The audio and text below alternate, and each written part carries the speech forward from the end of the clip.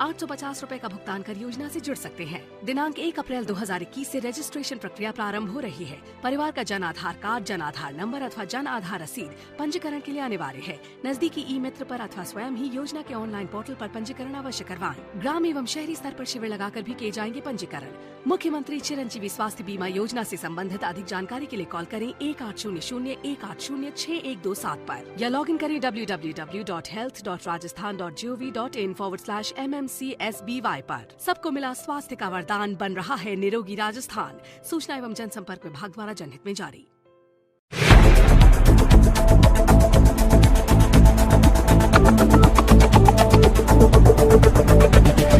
नमस्कार, स्वागत है आपका स्टेट न्यूज बुलेटिन में और मैं हूं आपके साथ अदिति। चलिए खबरों पर जाने से पहले नजर डाल लेते हैं हेडलाइंस पर। कोरोना से लड़ाई में जो बाइडेन आए भारत के साथ, कहा मदद के बदले हम भी करेंगे मदद।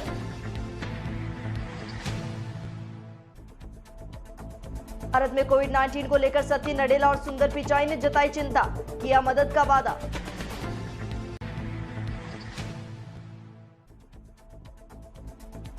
नक्सलियों ने किया भारत बंद, झारखंड में उड़ाया रेलवे ट्रैक।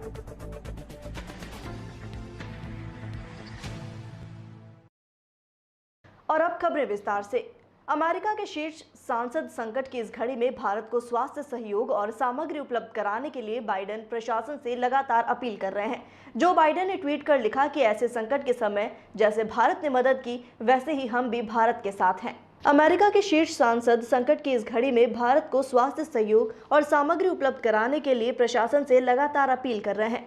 जब देश की संसद राजनीतिक विचारों को लेकर दो धुर विरोधी खेमों में बटी हुई है, ऐसे में बेहद दुर्लभ कदम उठाते हुए सत्तारूढ़ डेमोक्रेटिक पार्टी के सांसद मार्क वार्नर और विपक्षी रिपब्लिकन पार्टी के जॉन क्रोनिन ने संयुक्त रूप से व्हाइट हाउस का आह्वान कर भारत में मदद को बढ़ाने और गति देने को कहा।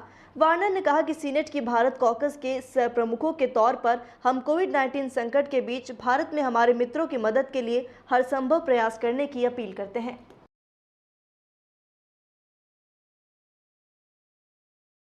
भारत में कोरोना महामारी की दूसरी लहर को देखते हुए दो दिग्गज अमेरिकी बहुराष्ट्रीय तकनीकी कंपनियों के भारतीय मूल के सीईओ ने चिंता जताते हुए मदद करने का वादा किया है। सत्य नडेला और सुंदर पिचाई ने मामलों पर चिंता जताई है। भारत में कोरोना से हाहाकार मचा है। हर दिन संक्रमित और मौत का आंकड़ा लगातार बढ़ रहा है। इस भारत में कोरोना महामारी की दूसरी लहर को देखते हुए दो दिग्गज अमेरिकी बहुराष्ट्रीय तकनीकी कंपनियों के भारतीय मूल के सीईओ ने चिंता जताते हुए मदद पहुंचाने का वादा किया है। माइक्रोसॉफ्ट के सीईओ सत्य नडेला ने सोमवार को भारत में कोविड-19 की मौजूदा स्थिति पर दुख जताया। उन्होंने कहा कि वे कोरोना वायरस महामारी की दूसरी लहर के कारण भारत में उत्पन्न हुई स्थिति से दुखी हैं और राहत उपायों में मदद करने और ऑक्सीजन कंसंट्रेशन डिवाइस की खरीद का वादा करते हैं। इसी तरह गूगल के सीईओ सुंदर पिचाई ने भी वादा किया है। गूगल के सीईओ सुंदर पिचाई ने बयान देते हुए कहा कि भारत में भयावह होता कोरोना संकट डराने वाला है। गूगल और गूगलर्स मेडिकल सप्लाई उच्च जोखिम वाले समुदाय की मदद करने, महत्वपूर्ण सूचनाओं को फैलाने में मदद के लिए गिव इंडिया यूनिसेफ को 135 करोड़ रुपए की फंडिंग कर रहे हैं। चाईबासा में सोनुआ लोटा पहाड़ स्थित मुंबई हावड़ा रेल मार्ग पर नक्सलियों ने विस्फोट कर दिया। नक्सलियों ने इससे पहले रविवार को चक्रधरपुर अनुमंडल के टोकलो थाना क्षेत्र में पोस्टरबाजी कर आज भारत बंद का आह्वान किया था। नक्सलियों ने आज भारत बंद बुलाया है। इसी क्रम में रविवार देर रात 2:30 बजे नक्सलियों ने सोनुआ लोटा पहाड़ स्थित मुंबई हावड़ा रेल मार्ग पर विस्फोट कर क्षतिग्रस्त कर दिया। रेल पटरी उड़ाने के बाद नक्सलियों ने घटनास्थल पर पोस्टर और बैनर भी छोड़े। बता दें कि पश्चिम सिंहभूम जिले में नक्सली वारदातें कम होने का नाम नहीं ले रही। बताते चले कि नक्सलियों ने चक्रधरपुर अनुमंडल के टोकलो थाना क्षेत्र में रविवार को पोस्टरबाजी कर 26 अप्रैल को भारत बंद का आह्वान किया था, जिसके बाद नक्सलियों ने रेल की पटरी को उड़ाकर ट्रेनों को बाधित करने की कोशिश की। खबर बयाना से है, जहां रविवार को बैंकों के अवकाश के चलते यहां लगे कई बैंक एटीएम में रकम नहीं मिली। इससे कैश निकालने वाले लोगों को परेशानियों का सामना करना पड़ा। एक बैंक उपभोक्ता युवक ने बताया कि उसके परिवार में शादी है और उसे पैसों की जरूरत थी, लेकिन बैंक बंद है और बयाना में लगे Punjab national bank, bank of Baroda, भारतीय स्टेट बैंक सहित अन्य बैंकों के एटीएम खाली रहे, जिससे उसे दिन भर एटीएम के चक्कर लगाने पड़े। लेकिन दिन भर में किसी भी बैंक उपभोक्ता को पैसे नहीं मिले, जिससे परेशानियों का सामना करना पड़ा।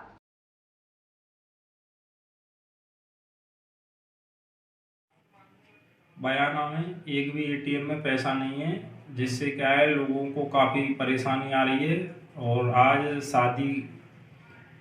शादियां हैं, जिससे क्या है लोगों को पैसों निकालने में दिक्कत आ रही है। बयाना कि एक भी एटीएम में पैसा नहीं है। खबर झालावाड़ से है, जहां भवानी मंडी के श्री दिगंबर जैन समाज द्वारा भगवान महावीर स्वामी का जन्म कल्याणक महोत्सव मनाया गया। राज्य सरकार द्वारा जारी कोरोना गाइडलाइंस की पालना करते हुए इसे सीमित रूप में मनाया गया।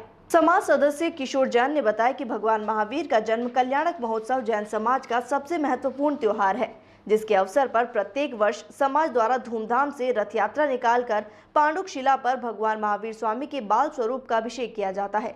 सायंकाल सभी समाजजनों द्वारा विभिन्न कार्यक्रमों का आयोजन कर भगवान महावीर स्वामी के बाल स्वरूप को पालना झुलाते हुए भक्तिभाव से जन्म कल्याणक महोत्सव मनाया जाता है। वहीं इस साल नगर में कोरोना महामारी के चलते संक्रमण और राज्य सरकार की कोरोना गाइडलाइंस के चलते समाज के प्रतिनिधियों द्वारा सीमित संख्या में महावीर की छोटी पालकी में सवारी निकालकर घर पर ही कल्याणक महोत्सव धूमधाम से मनाया गया। इस दौरान महिला, पुरुषों, बालक बालिकाओं द्वारा जैन धर्म की ध्वजा फहराते हुए महावीर स्वामी के आदर्शों का गुणगान किया गया। खबर चूरू से है, जहां सरदार शहर में कर्फ्यू का पालन कराने के लिए अब पुलिस प्रशासन ने कमर कस ली है। पुलिस प्रशासन ने टीम गठित कर वाहन चालकों के खिलाफ सख्त कार्रवाई की। थाना अधिकारी सतीश कुमार यादव ने बताया कि कर्फ्यू का पालन करवाने के लिए 5 टीमों का गठन किया गया। पुलिस की 5 टीमें शहर के अलग अलग स्थानों पर नाके लगाकर बिना वजह घर से निकलने वाले वाहन चालकों के खिलाफ सख्ती से कार्रवाई कर रही है। वहीं बिना मास्क लगाने वाले लोगों के खिलाफ पुलिस सख्ती बरत रही है। थाना अधिकारी के अनुसार शनिवार और रविवार को बिना मास्क लगाने वाले 160 से ज्यादा लोगों के खिलाफ कार्रवाई की गई, तो वहीं बिना वजह घूमने वाले 155 से ज्यादा वाहन चालकों के खिलाफ कार्रवाई हुई। थाना अधिकारी सतीश कुमार यादव ने बताया कि चूरू पुलिस अधीक्षक नारायण टोगस के निर्देशानुसार शहर में आगामी दिनों में ये कार्रवाई जारी रहेगी। वहीं पुलिस की इस कार्रवाई से शहरवासियों में भय दिखा और दोपहर बाद सड़कों पर सन्नाटा नजर आया।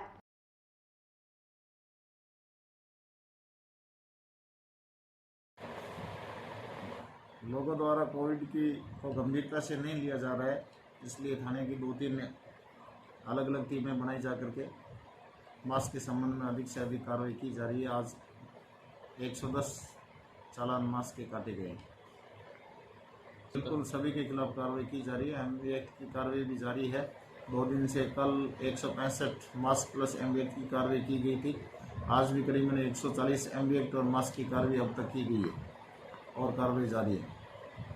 खबर हनुमानगढ़ से है, जहां जिला कलेक्टर नथमल डिडेल ने नौहर सीएचसी का निरीक्षण किया। साथ ही नौहर एसडीएम कार्यालय में ब्लॉक स्तरीय अधिकारियों की बैठक ली। जिला कलेक्टर नथमल डिडेल ने कहा कि जिले में जितने भी स्वास्थ्य संस्था हैं बेहतर कार्य कर रहे हैं और जनप्रतिनिधि भी सराहनीय कार्य कर रहे हैं। वहीं दौरे में नौहर विधायक भी साथ रहे। ऑक्सीजन और रेमडेसिविर की आपूर्ति के लिए हर संभव प्रयास जारी हैं।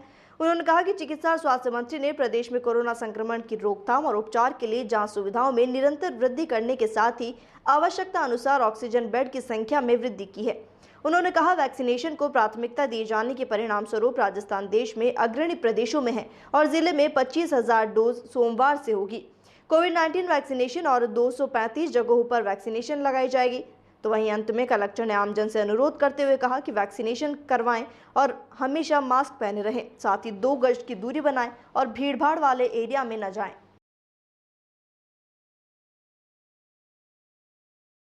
ये है कि जिले में जितने भी हमारे स्वास्थ्य संस्थान हैं वो बेहतरीन कार्य करें। आज एमएलए नौहर के साथ में आज सीएससी का भी हमने दौरा किया और हमारी प्रथम प्राथमिकता है कि कोविड की महामारी के कारण किसी भी व्यक्ति की जान नहीं जाए और यहाँ का प्रशासन, जनप्रतिनिधि सभी बहुत सक्रियता से कार्य कर रहे हैं और सैंपलिंग की संख्या भी बढ़ा रहे हैं। प्लस जहाँ आ रहे हैं पॉजिटिव उनको जो आवश्यकता है दवाओं की और ऑक्सीजन की किसी भी प्रकार की कोई कमी नहीं है। यहाँ पे भी एक ऑक्सीजन सपोर्टेड पूरे वार्ड का निर्माण चल रहा है जो अगले 3 से 4 दिन में क्रियाशील हो जाएगा।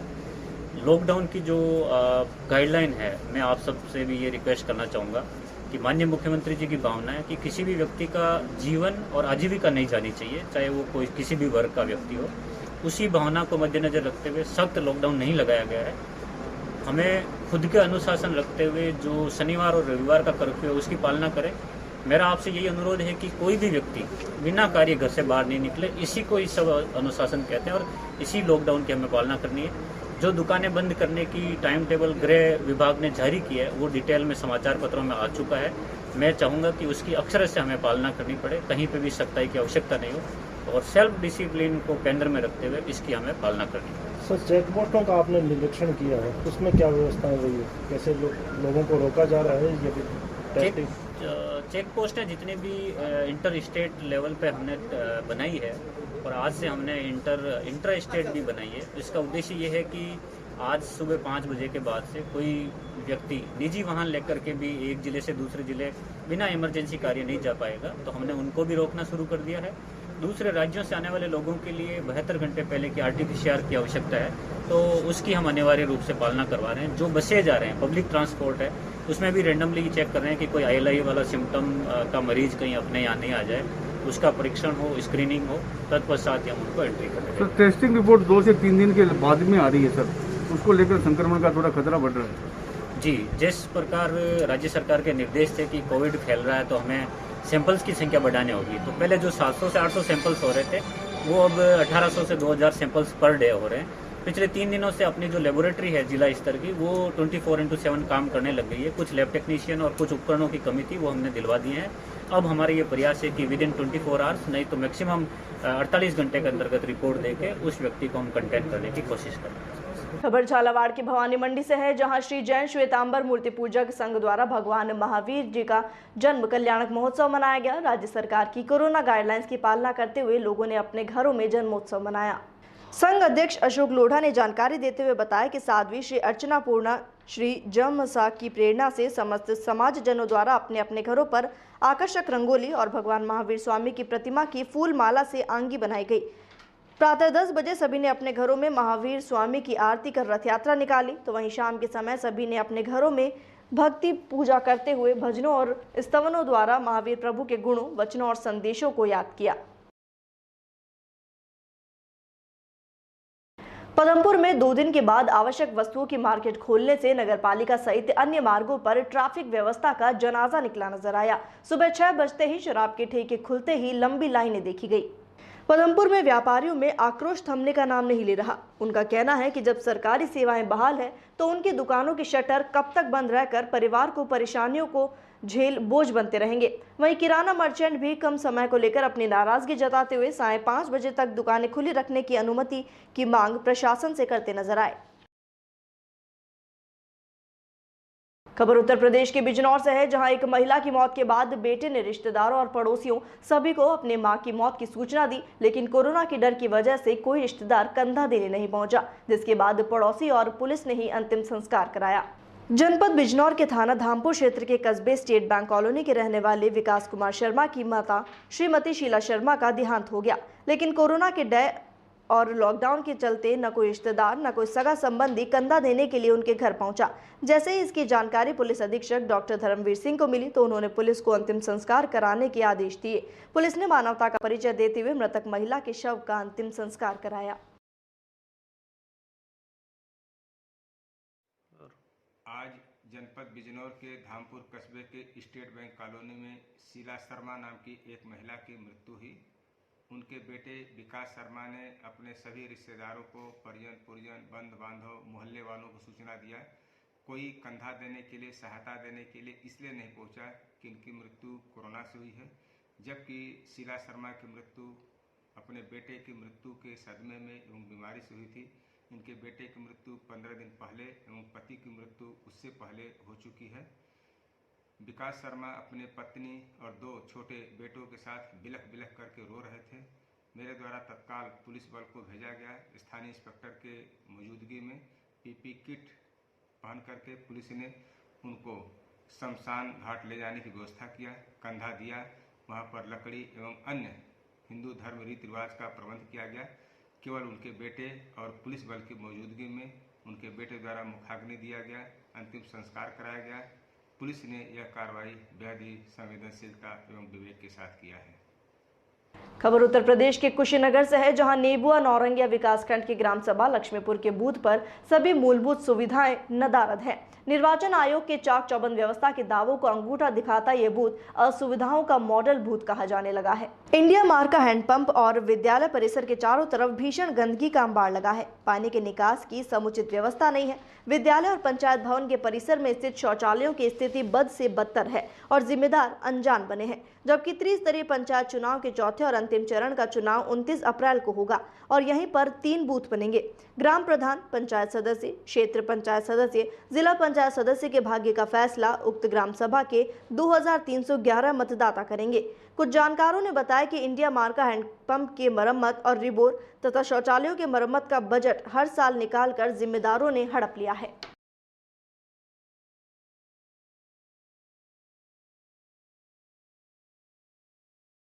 खबर आगरा से है, जहां एक झकझोर कर रख देने वाला मामला सामने आया है। बरहन चौकी आवलखेड़ा क्षेत्र में मैरिज होम के समारोह में पूड़ी बेलने का काम करने आई महिला के साथ गैंगरेप का मामला सामने आया। सूत्रों से मिल रही जानकारी के अनुसार हलवाई के साथियों ने मिलकर महिला के साथ गैंगरेप किया। आरोपी रात के समय एक कमरे में महिला को जबरदस्ती खींच कर ले गए। पीड़ित महिला खून से लथपथ गंभीर हालत में मिली। इस महिला को CHC आवलखेड़ा लाया गया, जहां गंभीर हालत देखने के बाद डॉक्टरों ने SN medical college Agra refer किया। तो वहीं गैंगरेप की घटना को अंजाम देकर आरोपी महिला को छोड़कर भाग निकले। वहीं पुलिस की तलाश अभी जारी है। आवलखेड़ा की क्या घटना है? आवलखेड़ा थाना क्षेत्र बरहन में एक सामूहिक दुष्कर्म की सूचना हमें मिली है। इसमें तत्काल हमने पीड़िता से संपर्क किया। पीड़िता को उपचार हेतु जिला मेडिकल कॉलेज में हमने उनको लाया है, लेडी लॉयल में। इनका उपचार चल रहा है। इसके अलावा जो इनके पति हैं, पति के द्वारा तहरीर ली जा रही है। पति ने बताया कि महिला के इनकी पत्नी के साथ सामूहिक दुष्कर्म हुआ है। जो भी तहरीर ये देंगे उस तहरीर पर मुकदमा दर्ज कर लिया जाएगा। और जो प्राथमिक सूचना ये बता रहे हैं, किन्हीं 2 लोगों के नाम बताए हैं। उस 2 में से एक व्यक्ति को डिटेन कर लिया गया है, उससे पूछताछ की जा रही है। बाकी भी जो नाम इसमें प्रकाश में आएगा उनकी शीघ्र हम गिरफ्तारी करेंगे और आगे की विधिक कार्रवाई हम सुनिश्चित करेंगे। खबर आगरा से है, जहां मरीजों को बेहतर स्वास्थ्य सुविधा उपलब्ध कराने के दावे हवाई साबित होते दिख रहे हैं। आगरा के SN मेडिकल कॉलेज में मरीजों को गैस की किल्लत बताकर वापस घर भेजा जा रहा है। गंभीर से गंभीर मरीज मौत और जिंदगी की जंग लड़ रहे हैं। आगरा के SN मेडिकल इमरजेंसी के सामने मथुरा से पहुंचे मरीज को गेट से ही वापस कहते हुए लौटा दिया कि इमरजेंसी में गैस नहीं है। मरीज की हालत काफी गंभीर थी। इसके बावजूद आगरा के SN मेडिकल ने मरीज को लेने से मना कर दिया। इसके साथ ही हार्ट के एक मरीज को काफी समय तक SN मेडिकल की इमरजेंसी के डॉक्टर ने एडमिट नहीं करने से उसने गेट पर ही दम तोड़ दिया। इस बारे में जानकारी देते हुए मरीज के परिजनों ने बताया कि मथुरा से अपने मरीज को लेकर आगरा की SN मेडिकल कॉलेज में इलाज के लिए लाए थे, लेकिन डॉक्टरों ने गैस नहीं होने की बात कहकर मरीज को वापस कर दिया। आगरा के जिलाधिकारी प्रभु एन सिंह लगातार आगरा की स्वास्थ्य व्यवस्था को पटरी पर लाने का प्रयास कर रहे हैं। आगरा के SN मेडिकल कॉलेज से लेकर सभी कोविड-19 सेंटरों और निजी अस्पतालों को गैस उपलब्ध होने का दावा करते हुए एक नहीं 2-3 टैंकर गैस आगरा पहुंचाने का दावा कर रहे हैं, लेकिन हकीकत उनके दावों के उलट दिखाई दी।